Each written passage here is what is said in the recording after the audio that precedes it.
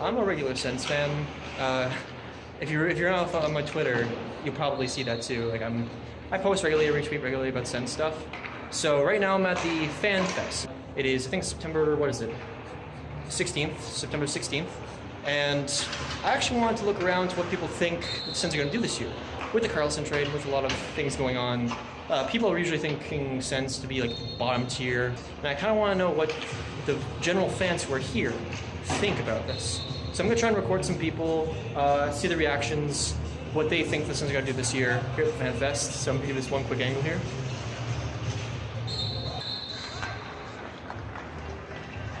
That's team-wide practice going on right now. So I'm going to go look around, see a couple of fans in the stands, see if they want to talk, and I'm going to try and ask them if they think this is going to be something that's going to be a fun place to be in this season. A couple people over here. What do you two think that the Sens fans are going to be like this year? I think the Sens are going to accelerate really well on their defense, and they're going to do really well on their offense, and they're going to be able to put the puck in the net faster and quicker than the years before. Can't wait to see that. Same thing here. It's actually pretty tough to find people on the 200 level because most people are on the 100 level. But I'm just going to take like a little gander here into the fan deck. It's completely empty. That's because most people have already seen the intramural game that's happened and most of the other stuff that's happened. So I'm just going to take a seat right here. I've never sit in this place before, so that's kind of nice. It's a good angle. Mike McKenna, the newly acquired Sens goalie, in net right now. Okay, I zoomed in too much there. I think a couple more veterans, a couple more interesting players here. Got Tambellini in the bottom right. I don't recognize that guy right now. They're gonna do practice. This is the team-wide practice. This is the only last practice of the night. We got some more practice happening down the other end. This is a nice angle, though. So yeah, I'm here with the Ford Superfan, infamous Twitter man for the Senators. Getting a bunch of tickets and things like that. And I'm here asking around to almost every person I can see. What do you think of the Sens this upcoming season? Do you think they're going to be good, better than people think? Or do you think they're going to be bottom tier? They're going to be exciting, and I think they're going to be better than anyone expects. No matter what, I'm excited for Sens hockey to return. And excited to see these young guys. We got like top-end talent coming in here. Yeah, exciting guys. I've seen Philip Slavik and Drake Batherson Jr. Those guys are unreal and improve every season. Brady Tkachuk, excited to see him. Formanton is amazing. We got all sorts of guys like Duchesne and Stone who are in the prime of their career. So great NHL action here in Ottawa, and I'm excited to get Sens hockey back into my life. Yeah, and I cannot wait. And thanks to this event too, I managed to get a couple free tickets in Boston. Nice. And I'm definitely going to be seeing some people around. And I imagine some of them are going to get free tickets from this man. Yes, Ford Superfan on Twitter, Instagram, Facebook. All right, thanks for your time. No problem. A couple more Sens fans right outside the arena here at the FanFest. So what do you guys think of the upcoming season? What do you think this is going to be like? Man, I think we're going to finish in the bottom half of the league. Probably between 20. Yeah, without our first round pick. Yeah. Without Erik Karlsson. Without Mark Stone. Probably at the trade deadline. Yeah. Without Matt Duchesne, probably at the trade deadline. Yeah. Too many questions, not enough answers. Yeah, it's a really bad time for the Sens. Thumbs up to Pierre Dorion. Yeah. So one honest question though, I'm gonna bounce off this. Do you think Stone or Duchesne is gonna be first? Duchesne. You think Duchesne's gonna be first? Yeah. Because like I heard that he actually likes being here because he's so close to his hometown. So do you think that's going to convince him to stay, or do you think he wants to get the job? You like being here when Karlsson. Yeah, and I think many people have heard him say like, oh, if Karlsson goes or Stone goes, I'm going. Why are you going to waste the prime of your life? Yeah. First of all, Menelik's not going to pay him. And then you're going to waste the prime of your life playing on a rebuild? Like, yeah. Also win a championship. Yeah. Duchesne's an all-superstar. We finally got a superstar. It was at a really unlucky time. And not to mention, he didn't get a lot of points instantly. Yeah. He became a lot better. Yeah. We can all agree on that. He's a star. Yeah. So thanks to all of you for your honest opinions. And well, hopefully good luck to the Sens next season. Well, we have a Winnipeg fan here as well. We got a Sens fan. What do you two think of this upcoming season? I'm a Sens fan, but I'm hoping and thinking still they might make the playoffs, but they won't do so. Yeah. And that's optimism. Yeah, because another opinion I heard there's a lot more optimistic people than I've noticed so far when it came to what they think of this upcoming season. But you know what I've also noticed? No one's confident. They're optimistic in terms of they might do good, they'll get better, they might do well. But no one thinks playoffs, Stanley Cup. They're not yeah, of course not this year. I think they're gonna do okay because of how many players they got and how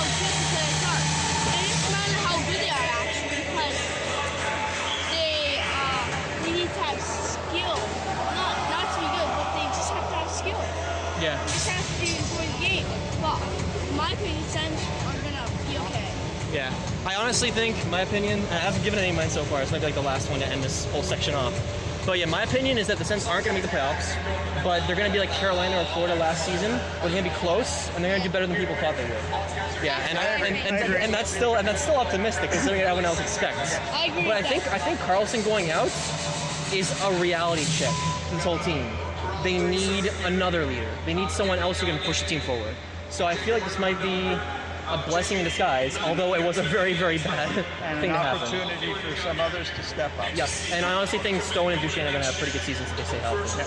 So thanks for your time. You're welcome. Here at the desk from the Belleville Senators, and I'm going to get an opinion from you. What do you think of the Sens this upcoming season? I'm pretty excited. They got a lot of really good talent with guys like Formanton, Brown, and if White comes back, and I mean, we got Brady Tkachuk, Josh Norris. Like, if you're a Belleville Sens fan or an Ottawa Sens fan, it's a good year. And you should look forward to it. Yeah. Do you think, because they've promised that the prospects are going to be integrated into the team, like some of the younger players, who do you expect to be on the Sens lineup starting? Because we all can agree on White. I can see Brown and Formanton definitely making a stride for the big club. They're both quick. They're both really well skilled and well rounded. Yeah. So, like, because I remember most people are arguing, who do you think is going to be the seventh man? Yeah. Because usually it's going to be like, it's probably going to be a prospect. Oh, yeah. Most people are agreeing it's either going to be one of either Brown, Formanton, or Batherson. One of those three. So who would you expect to like make the starting lineup of the NHL, and who would you expect to be seventh man or Belleville, like from the start? I think Brown. Brown's got the size, he's got the skills. Yeah, he's really high, like thought of prospect, like first round, Yeah. 17th or 18th overall. I think he's got the tools. I haven't seen the other two play in person. I've seen videos, and they both look really good. But Yeah. All right. Well, thanks for your time. no man. worries, man. Yeah. Hope your video goes out well. Yeah, hopefully it does. Sens radio folk hero, you Mendes. Oh, folk hero, I like it. I'll take that. For me at least. We always saw you on All Access on Bell. Yeah. So I've been asking all the fans around here, and I want to get your opinion. What do you think the Sens are going to look like this upcoming season? It's going to be tough. I'll be honest with you. You look at this team, let's be honest here, they finished in 30th with Erik Karlsson in the lineup. I can't sit here and tell people, you know what, they're going to be a playoff team without Erik Karlsson. I think they're in for a tough year. I don't think there's any way to sugarcoat it. In my opinion, and what I've actually heard from a lot of the fans, is a lot of them are pretty optimistic, at least the ones who arrived here. Yeah, right. and it's always cool to see the whole, like, everyone's enthusiastic with youth movement and all of that. But at the same time, I sort of talked to everybody and I gave my opinion, which I will in this video as well. Yeah. Which is, I personally think the Sens are going to be like a budget Florida Panthers from last season, where they're not going to make it into the playoffs. They're not going to make it into the playoffs. Yeah. They're going to surprise people. But they'll be like kind of middle of the pack. Yeah. You know what? Remember though, a year ago at this time, what were we talking about? We said Vegas was going to be awful. We said the Devils were going to be awful. There was a lot and we said Colorado was going to be awful. Guess what? 3 teams that we picked for a lottery spot all made the playoffs. Yeah. So never say never, but I think if you want to go into it realistically, middle of the pack. Yeah, to quote Steve Dangle, hockey doesn't care about anything. Yeah. Statistics, nothing. It'll just do what it wants to do. Totally. And I feel like that might advantage the Sens this season, but I can't help but think there's that pessimistic side of me that the Sens are probably going to be having a tough year, but you always have to believe in the team. That's what supporting a team is like. Hey, you know what? I'll be honest. The amount of people I saw were here at the FanFest thing. Yeah, I'm blown away. Like, there's lots of people here who are still engaged and optimistic with the Sens. All right, so thanks so much for your time. Hey, are you allowed to mention Steve Dangle's name on a Senators? Yes, because the way that Sens podcasts and like other blogs and stuff works is you can give respect to other people, but you can't like their teams. I like it. Well, that's huge. We all love Steve Dangle. Yeah. All right, he's the man. Ron, I got to go back on the radio. Thanks so much for your time, You man. betcha, anytime. So that's how the FanFest ended that day.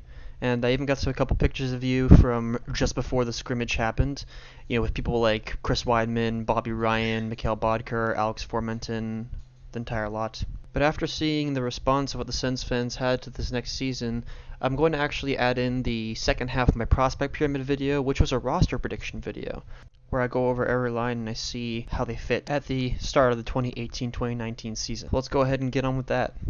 Now, after rambling on about the prospects, let's focus a little bit more on the actual lines. And the cool thing is, I actually managed to put that on the back. Now, I know that this is also going to be a little bit hard to read, and I also took a picture of it, which will go up pretty soon. But this is where it gets tough. Now, the good thing is I actually did this lineup after Peugeot got injured, so I even accounted that into the lineup. So, let's see it now. Now, with the lineups right now, all these 4 lines, of course, aren't the best of what they could be. But at the same time, they aren't that bad. Now let's look at the hypothetical first line I put up. We have Dzingel on the left, Duchesne down the middle, and White on the right side. Now I think I already heard this from Ian Mendes and a bunch of Twitter people, where this is the set up for the first line that people were thinking. You have Dzingel, the 20-plus goal scorer from last season, who has the opportunity to get more goals this season. Then you have Duchesne at center, basically our best center, so it makes sense. And then Colin White. While Colin White isn't a first-line player, on this line he might fit pretty well. With Duchesne being the passer and the close-range sniper, with Dzingel being not the pure goal scorer, but that ability to be the pure goal scorer, and White can truly shine as a two-way forward who can bring pucks and get those critical stick checks and all the grimy stuff that people need. And while he won't be like a Zach Hyman, forechecking all the time, he's definitely going to be a good, solid player on that first line. Now with the second line, this line's definitely one of the most weirdest lines, I would say, because it's a line where two players don't really know each other at all because of how one of them recently came in. But at the same time, it's probably our best line when it comes to pure skill. You have Brady Tkachuk, who has the ability to be a Calder candidate depending on how the team works and how well he does. Chris Tierney, the brand new center that came in with the Erik Karlsson trade, who definitely puts up good numbers. And Mark Stone, of course, arguably our best player right now. This line, if put together, could be extremely dangerous. You have the massive forechecking ability of Tkachuk with good passing, and so far, from what I've seen, the FanFest, good teamwork with Stone. And then Chris Tierney being that two-way forward. It's very much similar to the first line, but everyone's in a different position. We have the goal scorer in Stone, we have the passer in Tkachuk or Tierney, whichever you choose, and you have the forechecker with Tkachuk or Tierney, whatever you choose. It's very similar. Now with line 3, I'm running Ryan Smith-Bodker, and now I know this is the exact same one from the tweets I've seen online, but I don't see why this shouldn't happen. This seems like the best possible third line that we can run right now. All of them have experience, all of them have grit, and all of them have enough skill where they're still good enough to be not a fourth-line player. Like, unfortunately, Bobby Ryan's contract, I know lots of people are going to be expecting him to do a lot better than he actually is, but Bobby Ryan is one of those players who can play well if he doesn't get injured. He's one of those guys where as soon as you see him have a chance, he's playing well, he's getting those assists, and you're just like, yeah, Bobby freaking Ryan. And that's it. And that's the season over. Or at least a long stretch of time for him. I feel like Bobby Ryan is one of the few players in this league who needs to literally wear metal gloves. But he's the kind of guy who gets hand injuries more than anyone I've ever seen. And for being such a world-class goal scorer in his prime, it sucks that his hand injuries led him to so many issues. And while he is improving and he is getting better, he just needs to be less injury-prone. Although, the only caveat to that is this is more chances for the youngsters again. Now then we have Zach Smith in the middle. Zach Smith is one of those players who is good and has grit. Now arguably, I know lots of people would argue me on the whole is good point because of his stats last year, but at the same time, Zach Smith was one of those players who you need in the team. You need a big, strong, tough center who can win faceoffs and who can sometimes deliver. And that's Zach Smith. He's definitely not the worst player on our team, and he's definitely not the best. But the one argument I would say for Zach Smith this year is less penalty minutes. Last year alone, in 68 games, he only had 19 points and he had 54 penalty minutes. And even the year before, where he played so well, he ran 61 penalty minutes with only 32 points in 74 games. He needs to shorten down on his penalties because it's kind of ironic how I say that, and yet the season where he got more penalties got more points. But at the same time, he's one of those players where if he got less penalties and he just used his weight and his checking better, he could get a lot more points. Now, Mikhail Bodker is one of those players who I've honestly not seen enough of to judge yet on the Sens team. Although if there's one thing I know about him, he's fast. And that's good on this line because if there's one thing that Bobby Ryan and Zach Smith aren't, it's Mikhail Bodker fast. The speed of Bodker with the ability of the shot, the grittiness of Smith and being able to win faceoffs, and the passing of Ryan might make this a pretty underrated third line. And with a couple of shuffles, this might actually become better, but I feel like this is the best third line that they can service right now. And lastly, Tom Pyatt, Philip Schlappick, and Magnus Pajärvi. Now, this is probably the easiest line to make out of the two because Pyatt and Pajärvi are basically fourth-line shoo-ins. They're good players, they service a job, they penalty kill, they do what they need to do. Now, the only kind of iffy thing on the fourth line is the center position, because I've heard a lot of people that Brown might be able to sneak in there in the middle and actually replace Schlappick and make Schlappick the seventh man.